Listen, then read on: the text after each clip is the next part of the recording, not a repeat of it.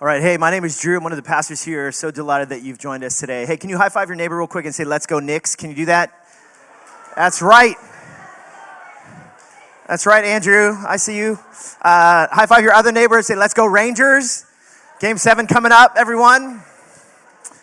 That's right. Hey, we've actually been in this message series in the book of Nehemiah, who is a historical figure who actually comes to us at a very pivotal time in the history of the people of Israel. And if you know anything about the scriptures or the story of the people of God, is they're constantly a people who are in disarray. So if kind of your belief about religious people or about Christianity is, what they want to do is they want you to believe that life is about this make-believe land where everything in your life turns to health, wealth, and prosperity, I want you to know, sorry, you're probably in the wrong place. Because oftentimes the people of God find themselves in incredibly difficult predicaments. So for instance, if you look at this historical timeline, check this out. Nehemiah actually comes to us, this story actually comes in this green section that says exile until the Messiah. So the people of God, they had not only been plundered by Near Eastern powers like Assyria, but eventually the city of Jerusalem gets plundered and destroyed and decimated. The people are exiled to Babylon, and here we find Nehemiah, who is actually a cupbearer to King Artaxerxes around 444 BCE, and he's given this opportunity. He's heard the stories of God's promises to his people, that God is with his people, that he loves his people, and yet Nehemiah's like, we're in exile right now. And the home that we felt like was promised to us, our land, our people have been displaced, and our place is in ruins.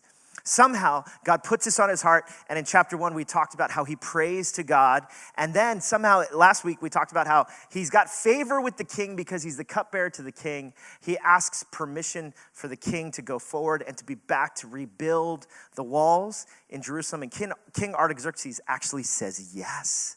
So you can imagine, it's like this highlight. It's like, oh my goodness, Nehemiah's been kind of burdened by this passion to help rebuild the walls of his people in Jerusalem, and the king says yes. But notice kind of what happens when Nehemiah, he re-enters now. He goes to Jerusalem, and check out what happens. Look, it says, I went to Jerusalem, this is Nehemiah. After staying there 3 days, I set out during the night with a few others. I had not told anyone what my God had put in my heart to do for Jerusalem. Now, of course, up to this point, we've seen his heart, the burden that he carries, the vision for renewal and rebuilding this place as well as for himself. There were no mounts with me except the one I was riding on. By night, I went out through the valley gate toward the jackal well and the dung gate. What's interesting is if you were to visit actually modern day Jerusalem, you'd actually be able to see these historical sites. Nehemiah was indeed a real person going through real life stuff, and look at what happens. He examining the walls of Jerusalem, which had been broken down, and its gates, which had been destroyed by fire. So if you can imagine, he's finally able to confront the devastation of his homeland, of this place that he'd only heard rumors of just how bad it is. And he's going and he's examining and he's seeing the ruins. He's seeing the devastation by fire. Then I moved on toward the fountain gate and the king's pool, but there was not enough room for my mount to get through. We don't know why. Perhaps it was because of the rubble that existed. So I went up the valley by night, examining the wall. Here he is. He's essentially going and he's examining what's happening throughout the city that has been absolutely devastated.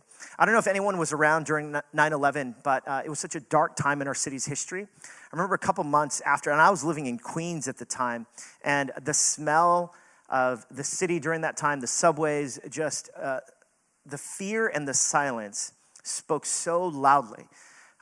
Finally, after a couple months, I decided to just go to the area in Lower Manhattan where the World Trade Center was, just to witness it and to pray.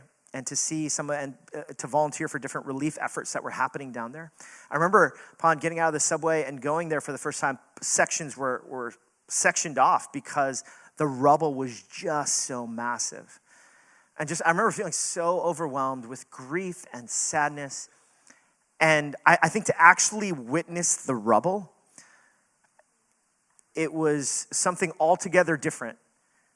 To see what was happening there, to see how bad it really was. And I can imagine for someone like Nehemiah, like here he is, he's going through the city And all he's heard are rumors of Jerusalem being this place where God and the temple was, and where God dwelt, and where the people of God was teeming with life and with energy, and all he sees are ruins. And notice what he does. Look at what he does. He says to them, "You see the trouble we are in," he says to the people. "Jerusalem lies in ruins, and its gates have been burned with fire." It's almost like the ruins are so bad that the only thing he can do is just give this honest assessment of like, hey, you all see it, we all see it. Let's basically define reality right now. This place is in shambles. It's in ruins. It's been destroyed by fire. Now, one of the things I really appreciate about kind of this report of the first thing that Nehemiah does when he enters into Jerusalem, and especially as New Yorkers, I think we appreciate this, right? He just gives it straight. He takes the time to examine. He's not going to sugarcoat anything. He's not going to put this bubble wrap around stuff and be like, hey, look at what God has given to us, this opportunity before us. He doesn't like give this rallying cry to begin. Instead, what he does is he begins to examine, he begins to assess, and he begins to define how bad it really is. Now, I grew up in a setting where kind of the common refrain that was used is, if you don't have anything good to say, then, yeah, you know what I'm talking about. You've probably been there as well. Don't say anything. And yet here in Nehemiah, what he actually does is he's actually defining reality. You know what's interesting is that some people might believe that Christianity is this religion that wants you to believe in some make-believe fairy tale, and it's some kind of weird scheme to trick you into doing things with your life. But at the very heart of it, the very heart of Christian faith is actually a belief in truth, in reality. In fact, here's what Jesus says. Check this out. He says, "You will know the truth, and the truth will set you free." It's going to set you free. Only the truth will. It's when we're able to actually confront and to admit the truth. It's only then that the truth will set you free. Max Dupree, who's a business strategist and business management guru, look at what he says about what leadership really is. He says the first responsibility of a leader is what? To define reality. You know, one would think it's to cast a great vision. It's to get people rallied up and to inspire people. But actually, he says, the first step of any kind of leader, and here's what Nehemiah does, is he's actually defining reality. He's actually able to assess, this is what really is. This is the pain and the predicament that we find ourselves in. Our place is in ruins. The fires have destroyed everything. This is where we are. Now again, I think this is something that I actually really appreciate. It's so different than what I would have expected, because I would expect Nehemiah to put on this happy face, to not bring down people's moods. But here he is, and he just examines, and he's taking an inventory of what is true and what is real. And here's what it reveals to us, is that at the end of the day, spirituality at the end of the day is really about defining reality. Spirituality is about presenting a compelling message about what reality looks like. And for Nehemiah, he's not going to sugarcoat it. In fact, he's going to examine and he's going to present the reality that we are in ruins. Again, I think as New Yorkers, we can appreciate this because this is what we want, isn't it? We want the truth. Hey, forget all the fluff. You know, we're not from California.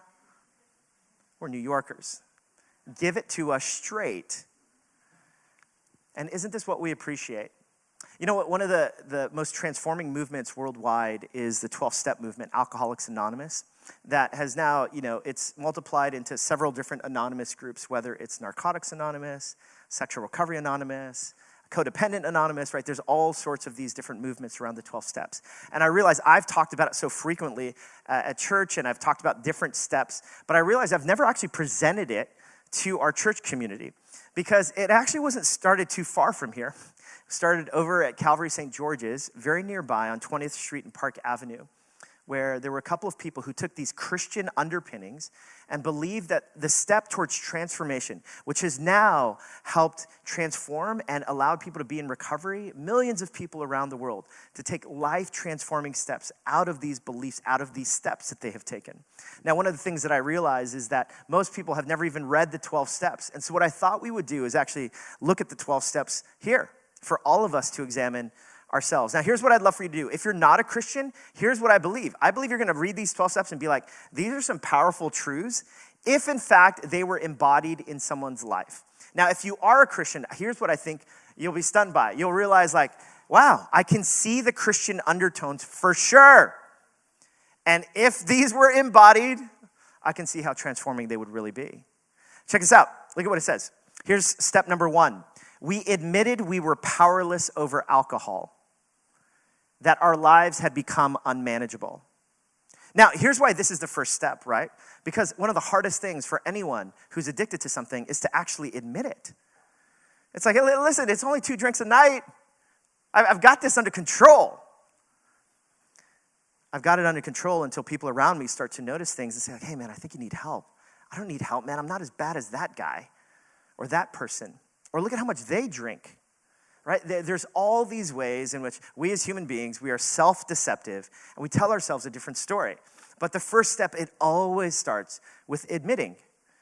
Admitting, I don't have this under control. I am powerless. Look at step 2. I came to believe that a power greater than ourselves, that's God, could restore us to sanity. Now, do you see the Christian underpinnings? I admit, I confess this, but now I'm actually going to say, I believe that a power greater could restore us. Number 3, I made a decision to turn our will and our lives over to the care of God as we understood him.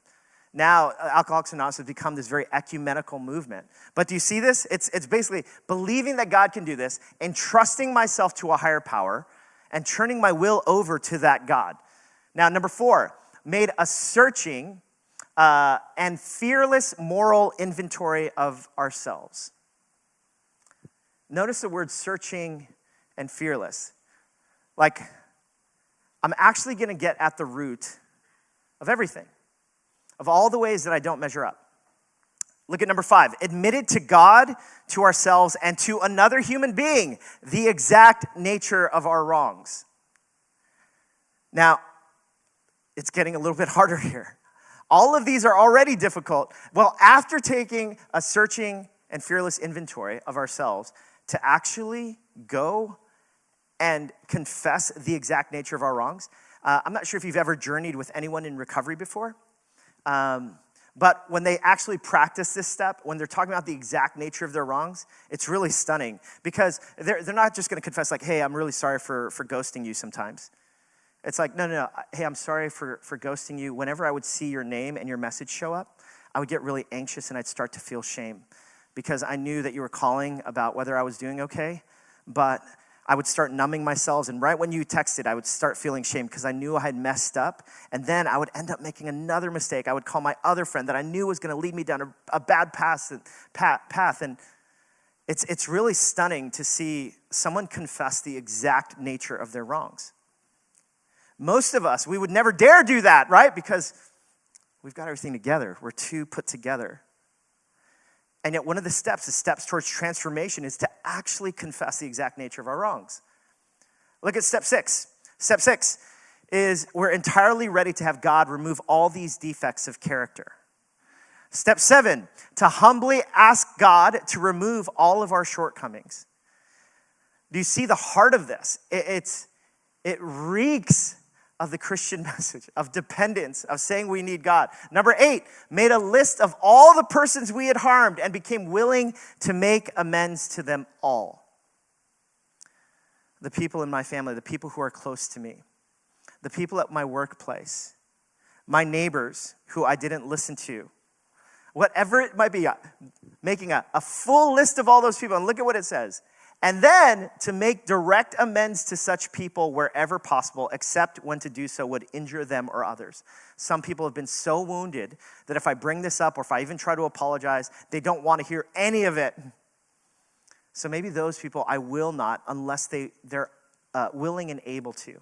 But otherwise, I'm going to contact every single person I've hurt and I've wronged, and I'm going to confess to them. Number 10, continue to take personal inventory, and when we were wrong, promptly admitted it. Like, now my life has changed, hopefully, where so much of it now is about telling the truth, admitting it, and asking for forgiveness. Step 11, sought through prayer and meditation to improve our conscious contact with God as we understood him, praying only for knowledge of his will for us and power to carry that out. Step 12, having had a spiritual awakening as a result of these steps, we tried to carry this message to alcoholics and to practice these principles in all our affairs, to be the kind of people who would actually help in someone else's transformation. Now, if you've never seen this list before, and again, if you're a Christian, you probably read this and you're like, this sounds so much like what it means to be a follower of Jesus. And if you're not a Christian, you can see how powerful and transformative this would be. But it's so difficult. Each step in itself takes a massive amount of change in each one of our lives. Now, here's what I'd love to point out. Check out specifically the steps that I'm going to outline here. Because these steps in particular are about reality. They're about honesty. Look at, it says, we admitted we were powerless over alcohol, that our lives had become unmanageable. To actually admit that. I admit that I'm powerless over my eating disorder. It's become unmanageable. To admit that I'm powerless over my addictions. And I'm powerless. That first step is so difficult, to come to a place to actually admit that. Look at step 4, made a searching and fearless moral inventory of ourselves. To look at every single crevice of my heart. The ways in which I have not measured up. The ways in which I continue to hurt other people. Step 5, admitted to God, to ourselves, and to another human being the exact nature of our wrongs. It's not just like, hey, I'm sorry for how I was just a jerk. No, to actually share the exact nature of your wrongs, what you've really done. Number 8, made a list of all persons we had harmed and become willing to make amends to them all. Well, I really don't want to apologize to Uncle Jack because he is crazy. Well, it's actually all people.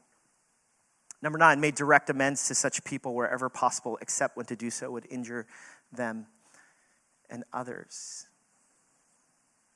You know, there's a saying in Alcoholics Anonymous, and it's this: it's 90% of sobriety. It's honesty.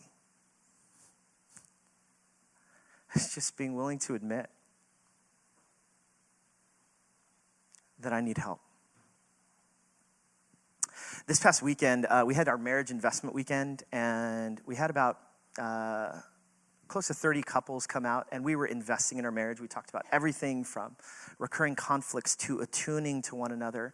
What does it mean to be one and to prioritize our marriage, and exercises that would help kind of cultivate this kind of marriage. We talked about sex and lovemaking. We talked about all sorts of wonderful things. And you know, as I was wrestling with this kind of message today on honesty and admission, I was reflecting back. There's another exercise that we didn't get to do, but it's on forgiveness, on having the capacity to forgive. And I remember when I was first introduced to this skill of forgiving, and there's actually a way that we do this. We write a forgiveness letter, and it can be very thorough. And I was thinking about my own marriage to my wife, Tina. And you got to understand the family that I grew up in, and I've talked about it before. My dad and my mom, they were like roommates who were raising their kids. You know, that's kind of how there was no affection.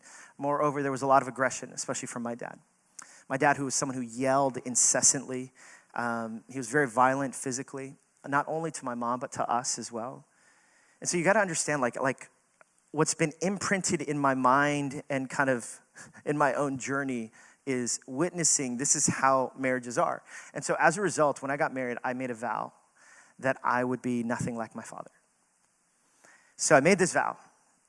I make this vow, and you know what's funny today is that my son, who's here, David, and my daughter, Avery, they both, whenever they need something, like a brownie or something, they know who to come to. And They often joke around how I've got no backbone. I'm not much of the disciplinarian, and so I've left that to my wife. I mean, that's how extreme I've gotten, as someone who, like, the background that I came from, you could imagine. Now, but there have been moments in my marriage where, much to the surprise of my children as well as to Tina, there have been moments when, like, I get so dysregulated, I get so flustered that I will just start raising my voice, and it's like I'm yelling. And it's so flustering because my kids don't experience me often like that. Again, they experience me as this, like, toothless wimp. But when all of a sudden they hear this, it's really scary and startling. And I noticed that when this happened, that Tina would get incredibly dysregulated as well. And she'd get very scared. And I remember after kind of this happened, she said to me, "Hey, listen, like, you've crossed the line. Like, my father never yelled that way. And when you do that, you've crossed the line." And I was like, well, if you were to look at my family, like, this was nothing. I was basically whispering. Like, this is nothing. Are you serious? This was nothing. She's like, no, seriously, like, you've crossed a line. I don't think you understand the pain that I feel when this happens. And I was like, well, it's like the only way you're going to listen. It's the only way. Like, I've tried everything else to get your attention. The kids won't listen. You won't listen. I just done everything I can. And she's like, I think you've crossed the line. So as this would happen again, I remember when this exercise of asking for forgiveness came into view. And it was an invitation for me to take a searching and fearless inventory.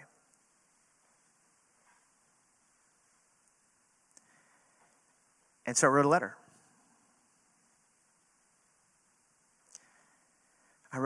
And,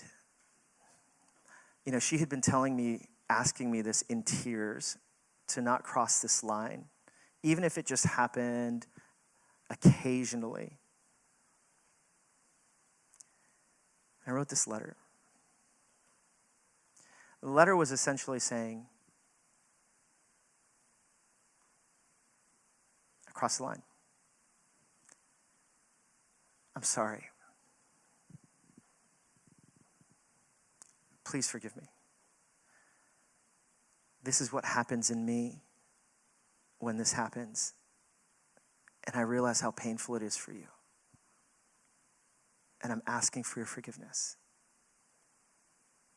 And I don't want this to happen again.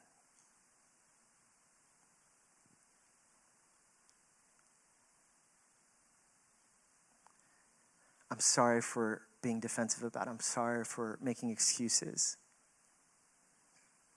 I've crossed the line.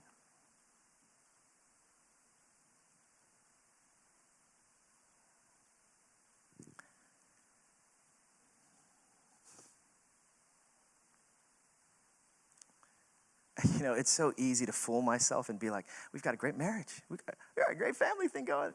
And I think we do. But, like, to actually be confronted with, like, how much pain it was bringing Tina, and to begin to finally acknowledge without being defensive or explaining it away.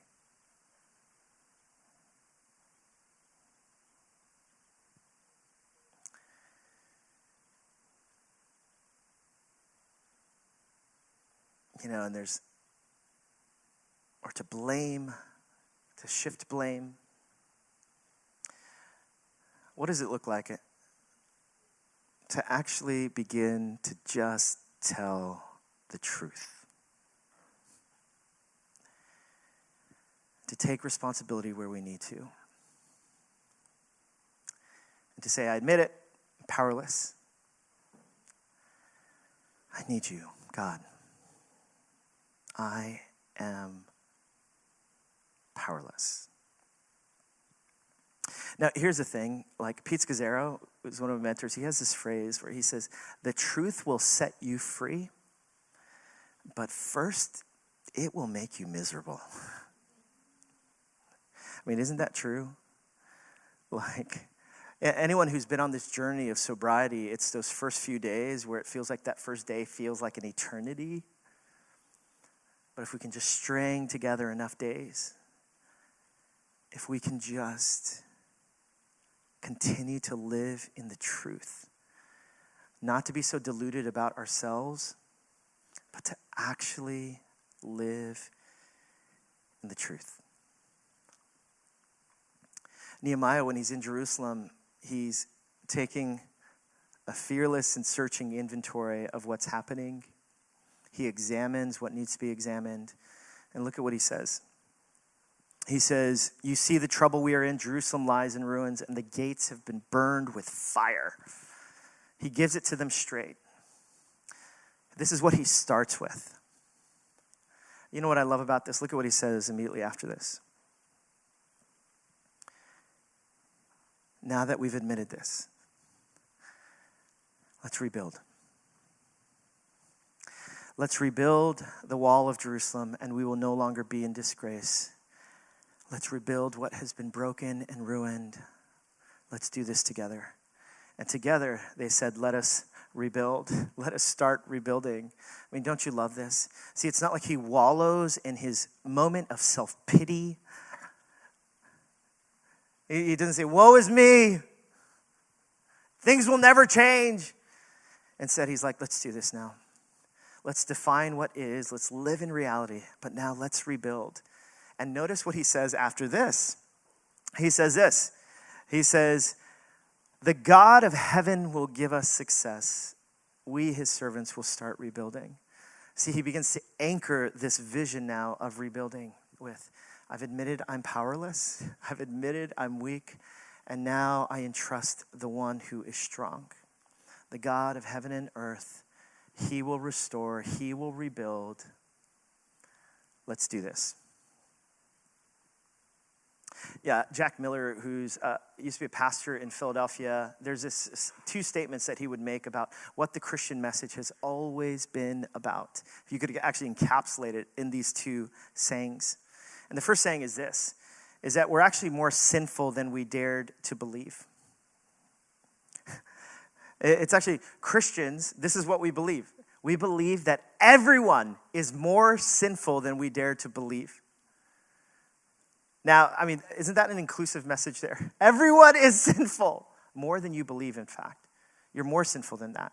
You're more worse off. You probably have got different, like, closet sins or things that you hide from other people. And guess what? You're more sinful than you believe. One of the beautiful things about this statement is how inclusive it is, but it's also, honestly, in a town like this, it's honestly pretty refreshing. Because in a city like this, we are used to defining ourselves by listen, I might be sinful, but you know who else is more sinful? It's those people who work in finance. You know, right? I mean, isn't that right? I'm an artist, okay? Like, finance people. Those lawyers. Those pastors. You know what's so refreshing about this statement, though, is it actually says, no, all of us are actually more sinful than we dare to believe. See, but the Christian message is also that you're more loved than you dare to hope. It's that you're actually probably worse than you think you are, but you're actually more loved than you think you are. Because as bad and as powerless as you might feel, this is why Jesus came. Jesus has come to say, like, you can never earn this on your own. You could never achieve on your own. You could never reach a certain status on your own. You could never rebuild on your own. You could never heal on your own. But with Jesus, the one who has come to live and die on your behalf, to take your place and to set you free, he offers you this kind of love That's like, hey, you may be worse off than you think, but you're actually way more loved than you dare to hope. This is the Christian message. This is what we believe in. This is the Jesus that we serve. But here's what it takes. It takes each of us to simply say, I admit it. Powerless. I need you. I need your love more than anything. That's the invitation for all of us. Just admit it. To not rest in your LinkedIn profile, your social media following, your IMDb. I just added that one, by the way. I don't know if anyone has an IMDb, but anyhow, but you know what I'm talking about, right? Like you all are so smart, so accomplished, so educated, so wealthy. Can we just all come correct and say, God, I am powerless.